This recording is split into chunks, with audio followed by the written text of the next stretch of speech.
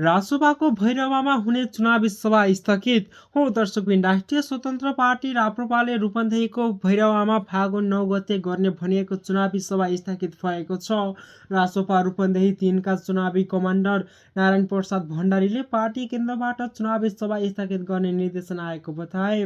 संगठनात्मक प्राथमिकता निर्धारण तथा रणनीतिक व्यवस्थापन लगायतका विशेष कारणले हालै चुनावी सभा स्थगित गर्नु परेको पार्टी केन्द्रीय कार्यालयले प्रदेश समितिलाई पठाएको पत्रमा उल्लेख रहेको छ। प्रदेश स्तरीय उक्त सभाका लागि पत्रकार सम्मेलन, प्रचार र स्टेज निर्माणको काम समेत भइरहेको थियो। गैराती दाङमा राजसपाका समर्थकहरूले नेकपा एमालेको झण्डा जलाएको र एमाले अध्यक्ष केपी शर्मा ओली विरुद्ध आपत्तिजनक नाराबाजी गरेको घटनाका कारण रूपन्देहीको सभा स्थगित भएको अनुमान राजनीतिक वृत्तमा गरिएको छ। राजसपाका समर्थकहरूले पार्टीको झण्डा जलाएको र नेतृत्व विरुद्ध नाराबाजी गरेको भन्दै एमाले कार्यकर्ता रुष्ट भएका छन्।